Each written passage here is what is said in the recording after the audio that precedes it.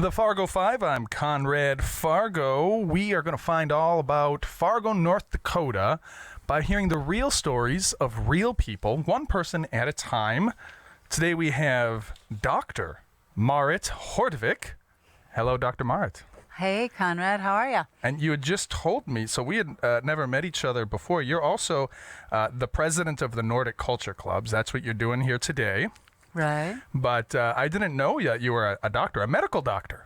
Yep, I am a family practice physician. I don't know that I've had a medical doctor on. And so your family practice, are you at Sanford or Essentia, or you've got your own personal practice, or how's that work?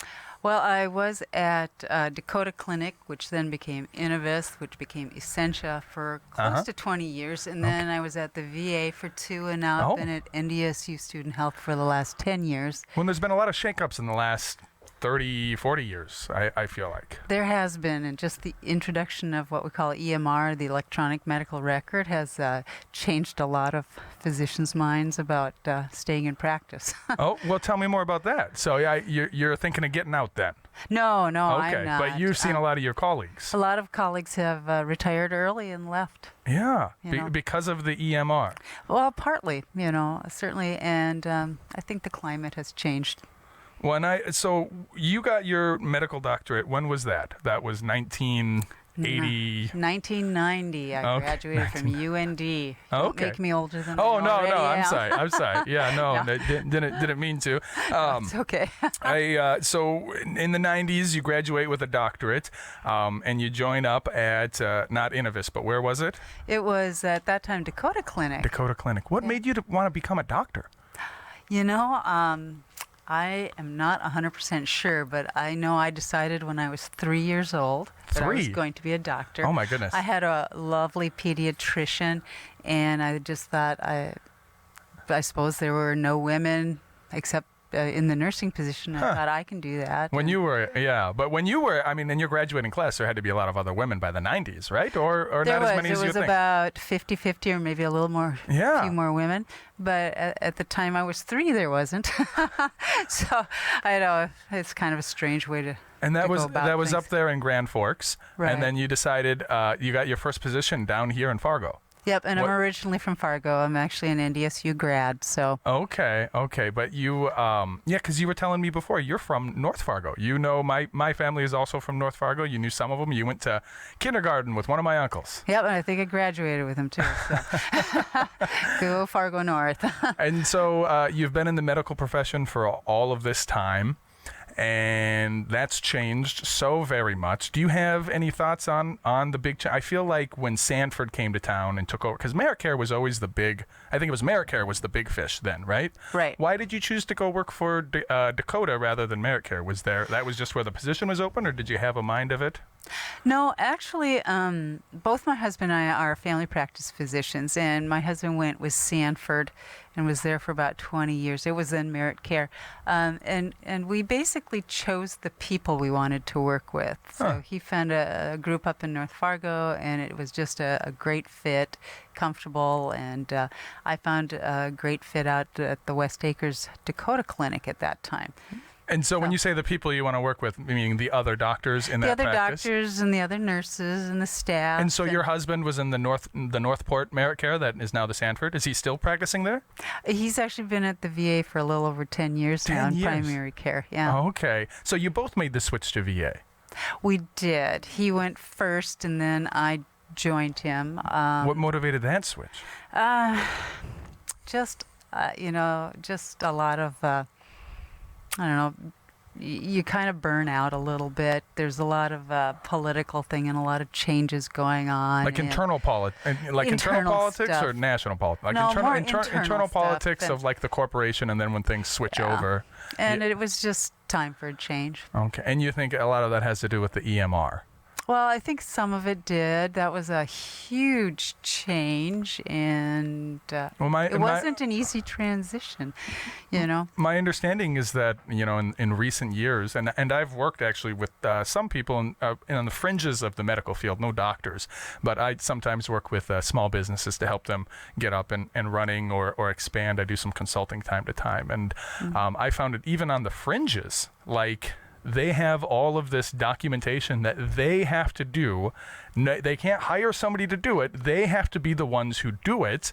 And so there's no way to leverage their abilities or their time because they're forced to be the ones to sign off on all this documentation. And I understand probably the medical field is even worse.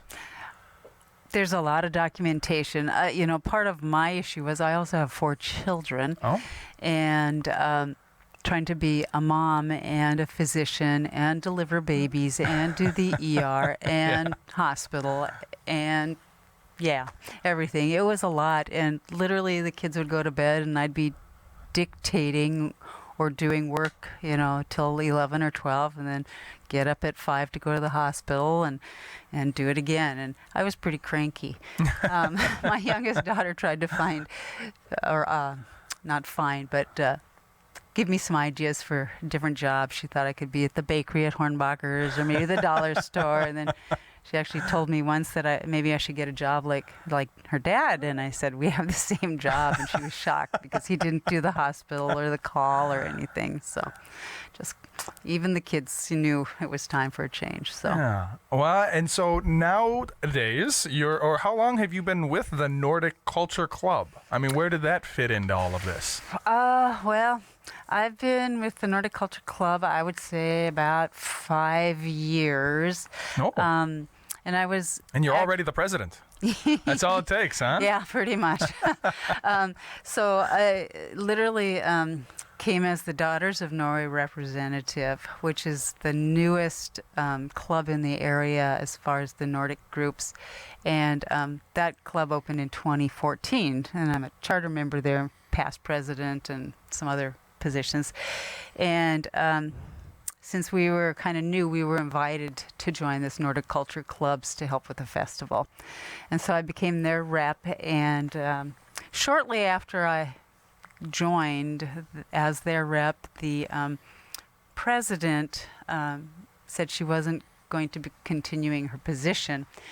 And they told me all I needed to do was be able to make an agenda, and I thought, I can make an agenda.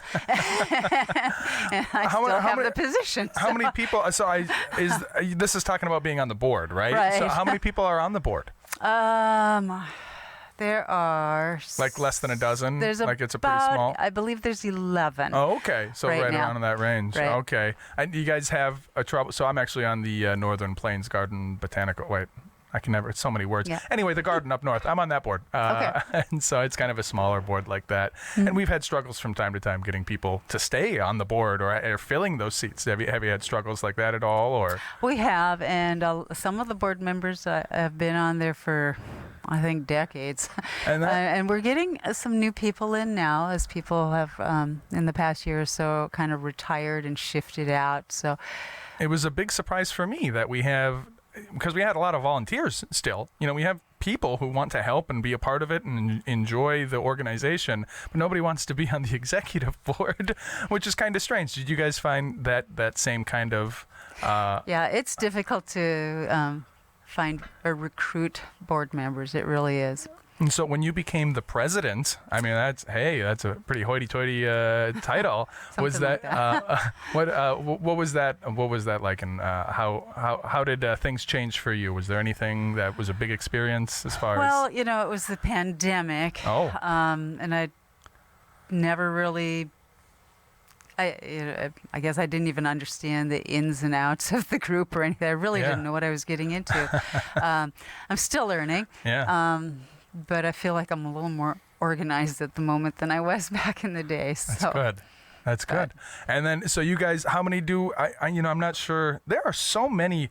Fargo, North Dakota really is an interesting city because we have so many entrepreneurs and small businesses. And then we also have just a ridiculous number of nonprofits. I feel like Fargo is just full of them. There's a lot. Yeah. And I can't keep track. I don't know if I've ever heard of the Nordic Culture Clubs. Usually, you know them more by their events, I suppose. Right. So you guys are doing Scandinavian Festival this weekend, and that's what we'll be talking about in the next segment. Right. Do you guys do other big events? Or we in the past we've done some concerts.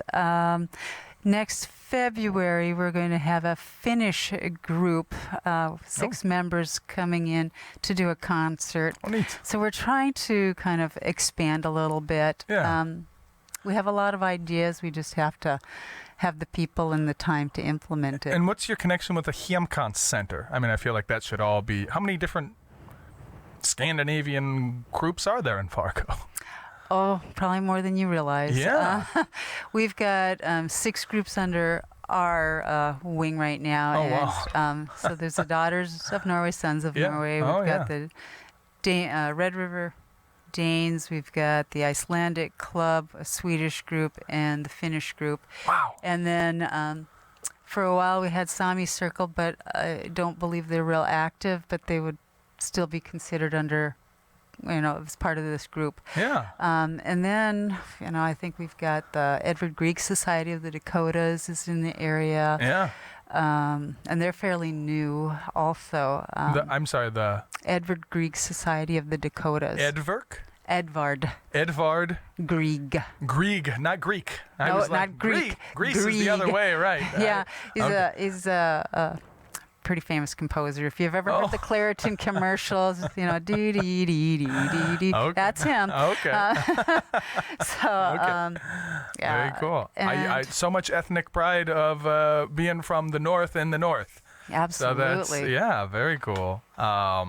All right. Well, I want to hear more about this event that's coming up later this week, actually, isn't it? On Friday and right? Saturday. So we will come back with Fargo Fun in just a minute. So don't go nowhere.